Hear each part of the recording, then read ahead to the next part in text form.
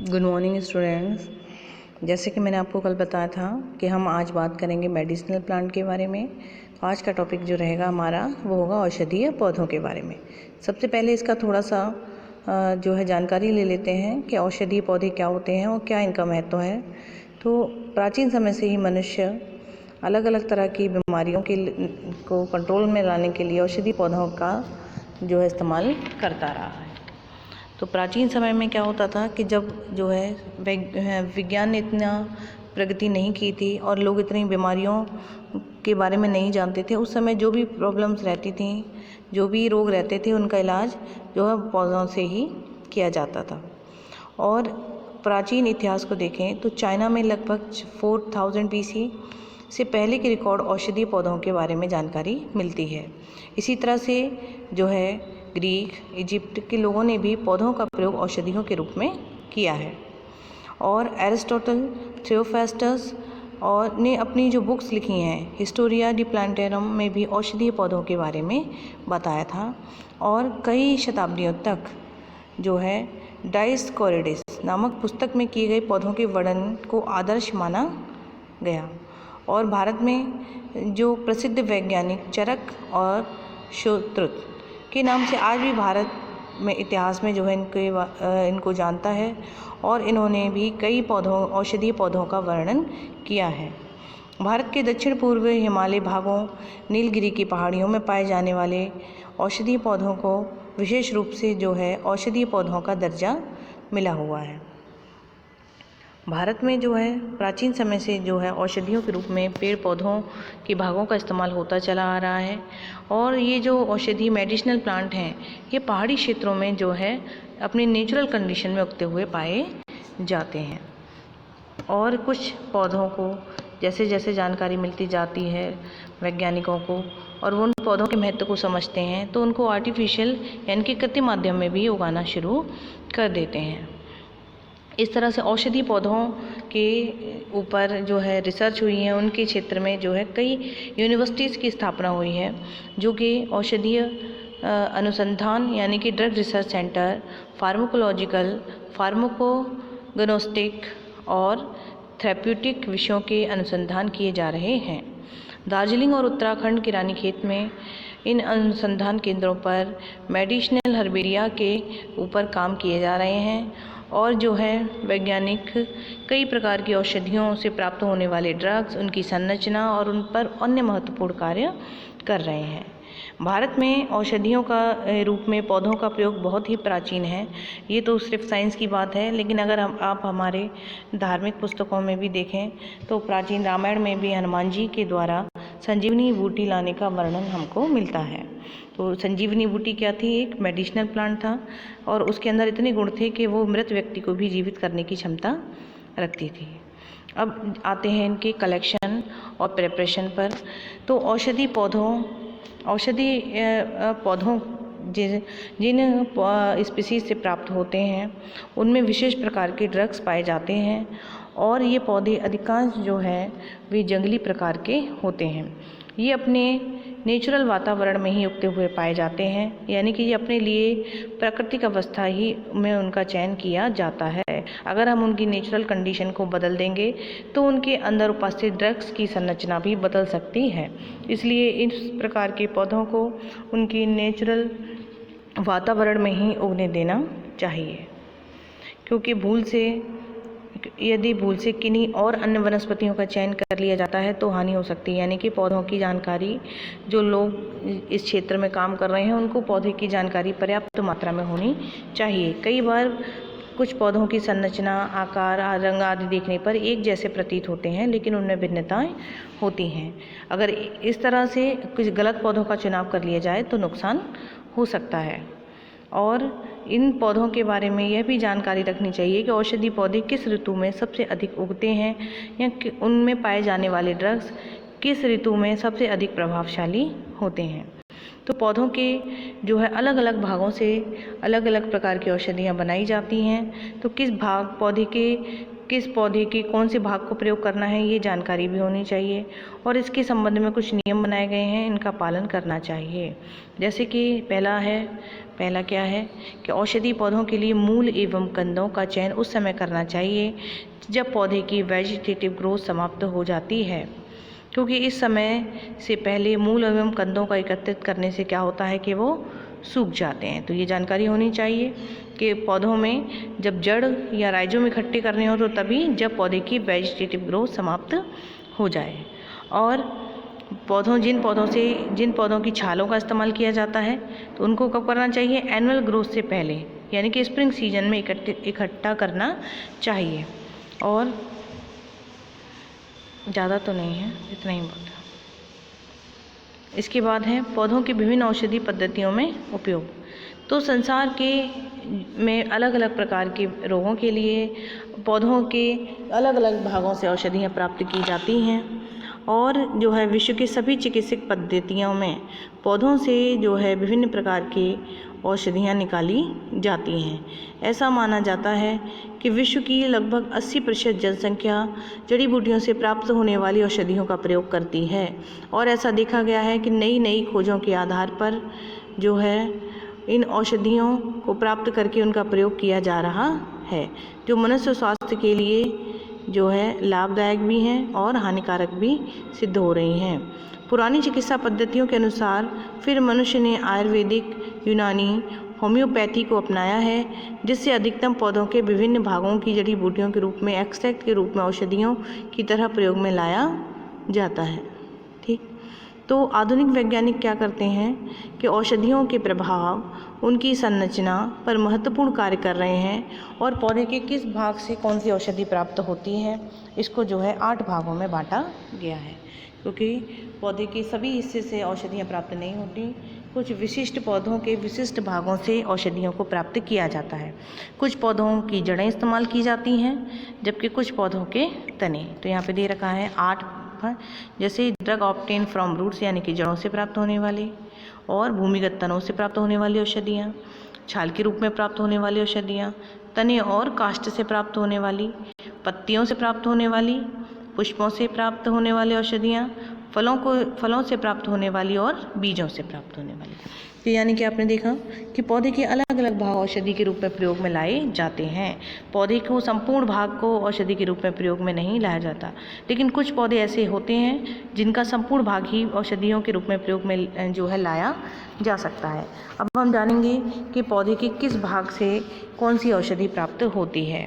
तो यहाँ पहले हैं कुछ जड़ों से प्राप्त होने वाली औषधियाँ।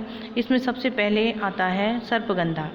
तो जड़ों के अंदर जो एक्सट्रैक्ट होते हैं इनका प्रयोग सिरप बनाने, गोली और इंजेक्शन आदि बनाने में किया जाता है। तो सर्पगंधा आपने सुना होगा। सर्पगंधा नाम इसलिए है क्योंकि इस पौधे की जो पत्तियां हैं और जो है तने की संरचना कुछ जो है सर्प जैसी होती है। इसका बोटेनिकल नाम है रोवोल्फिया सर्पेंटाइना और फैमिली है एपोसाइनेसी। तो इसकी पौधे की जो जड़ें रहती हैं वो जो है स्नेक के समान होती हैं और इसका साधारण नाम सर्पगंधा है। इसकी पत्तियों के ऊपर भी कुछ स्ट्रक्चर सर्पनुमा ही होती है। ये जो है मेंटल ट्रबल्स के उपचार में जो इसका इस्तेमाल किया जाता है, मानसिक रोगों के इलाज में। 16वीं शताब्दी में प्रसिद्ध वैज्ञानिक लियोनार्ड रोवोल्फ ने जो है इनके बारे में जाना था, इसकी खोज की थी, इसीलिए इसका नाम रोवोल्फिया रखा गया।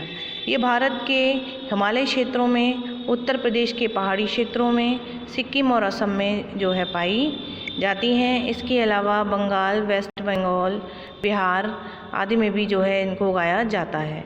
भारत के अलावा ये पड़ोसी देश पाकिस्तान, बर्मा, जावा, नेपाल, लंका में भी पाई जाती हैं।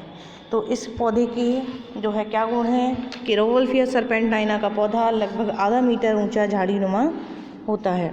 इसकी जड़ें पूर्ण रूप से विकसित, जिनका आकार सर्प जैसा होता है, ये 10 से 10 इंच लंबी तथा पीले रंग की होती हैं, जिनके अंदर से लेटेक्स निकलता है।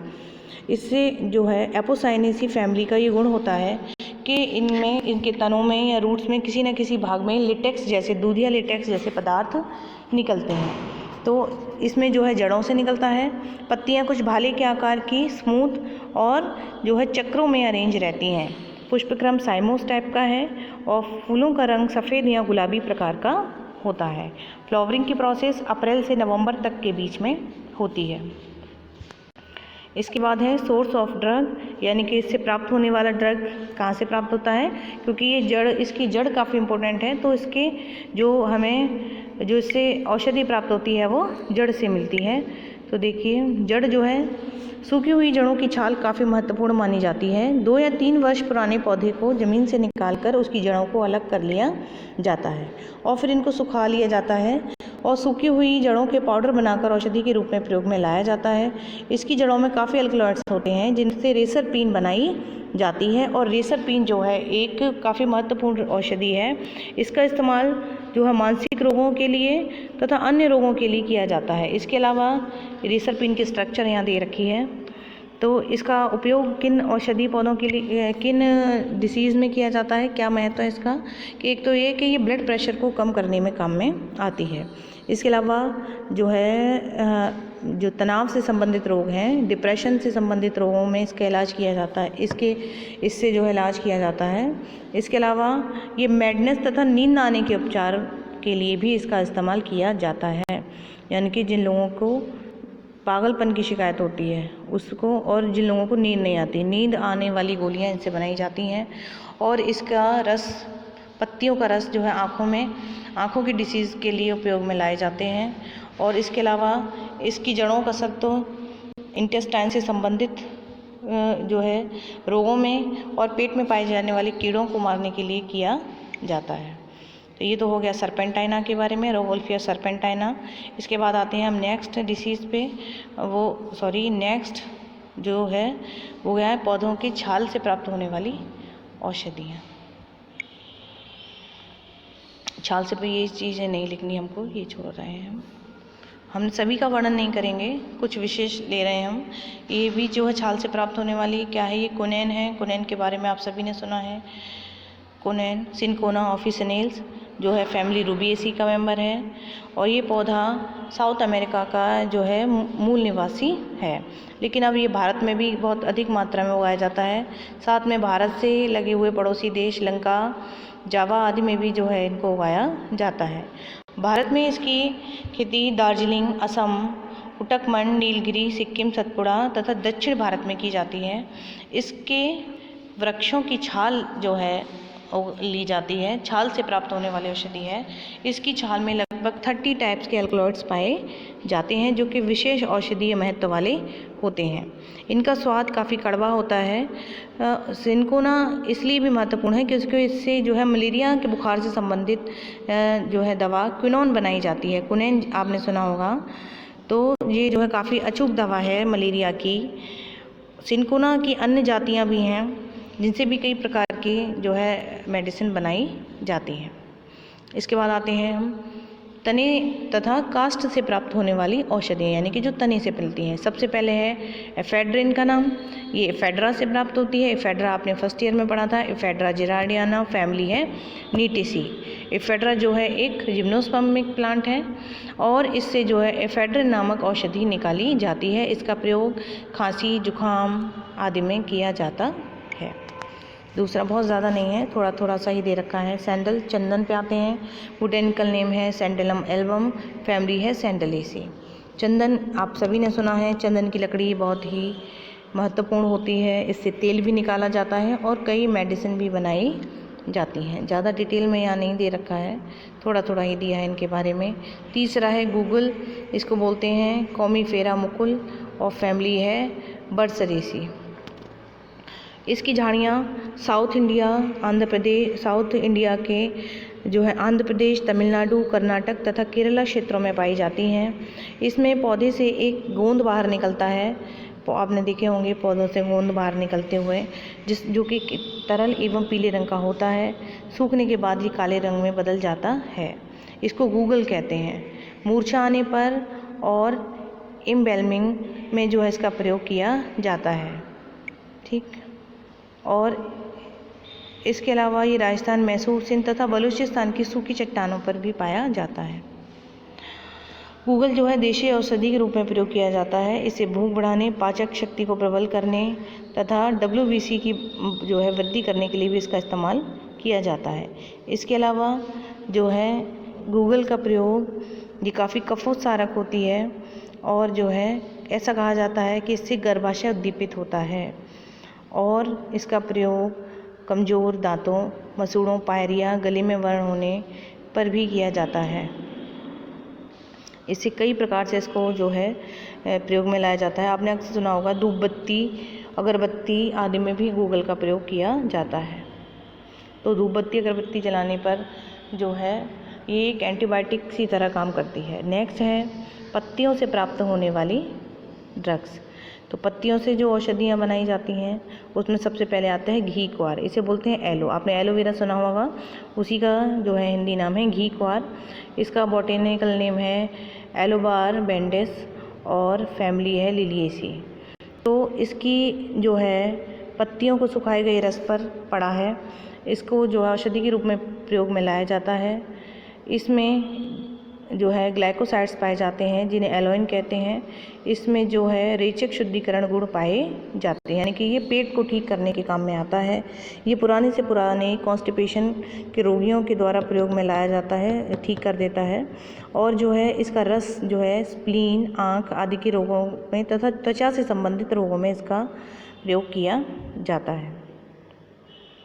कुछ लोग जो है इसकी पत्तियाँ तथा पुष्पों के वृंतों का अचार भी डालते हैं और कुछ जगहों पर इसको कूटकर रेशे भी प्राप्त किए जाते हैं। नेक्स्ट है बेलाडोना। बेलाडोना भी जो है इसकी पत्तियां प्रयोग में लाई जाती हैं। फैमिली सोलेनेसी से है।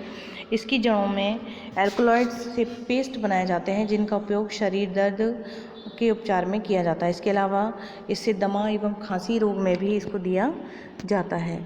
इससे एट्रोपिन नामक औषधि तैयार की जाती है जिसका इस्तेमाल आँखों की पुतली को चौड़ा करने के लिए किया जाता है। आपने देखा होगा जब कभी भी आप आइस टेस्ट कराने जाते हैं तो डॉक्टर आँखों में एक दवाई डालते हैं जो किससे बनती है, बेलाडोना से बनती है। ठीक, तुलसी का जो है तुलसी की पत्तियों के बारे में भी जो है आप जानते होंगे। तुलसी भी एक मेडिसिनल प्लांट है। ओसीमम सैनेक्टम, फैमिली है लेबिएटी। और जो है इसका औषधि महत्व, ये काफ़ी महत्व का पौधा है, बल्कि हिंदू धर्म में तो इसको काफ़ी पवित्र माना जाता है और जो है इसे घरों एवं मंदिरों के समीप लगाया जाता है। इसकी पत्तियाँ काफ़ी जो है कफोत्कारक होती हैं। खांसी, जुखाम, बुखार आदि में जो है इनकी पत्तियों का रस निकाल कर पीने से या चाय बनाकर पीने से काफ़ी फ़ायदा मिलता है। इसके बाद आते हैं पुष्पों से प्राप्त होने वाली औषधियाँ। पुष्पों में आते हैं केसर। केसर जो है इसका बोटेनिकल नेम है क्रोकस सटाइवस, फैमिली है इरिडेसी। केसर जो होती है जो है ये शाकी पौधे भेड़सार तथा उत्तर प्रदेश के चेवतिया नामक स्थान पर जो है ये उगाई जाती है। इसका जो है स्टाइल एवं स्टिग्मा को ही औषधि के रूप में प्रयोग में लाए जाते हैं। आपने देखा होगा केसर की पतली पतली पत्तियां नुमा संरचनाएं होती हैं। ये क्या है, एक्चुअल में ये पौधे के स्टाइल और स्टिग्मा होते हैं, यानी कि पौधे की जो फ्लावर होते हैं, फ्लावर से जो है इसके परागों को पराग भी नहीं कह सकते इसको, स्टाइल और स्टिग्मा को निकाल लिया जाता है। इसका उपयोग बुखार, हिस्टीरिया, पेट दर्द, दमा और लिकोरिया आदि में जो है प्रयोग में लाए जाते हैं। इसके बाद आते हैं फलों से प्राप्त होने वाली औषधियाँ। फलों से प्राप्त होने वाली औषधियों में सबसे पहले है पेपेवर्स सोमनिफेरम, यानी किसी अफीम भी बोलते हैं, फैमिली है पेपेवेरेसी। और अफीम की खेती मुख्य रूप से भारत और चाइना में की जाती है।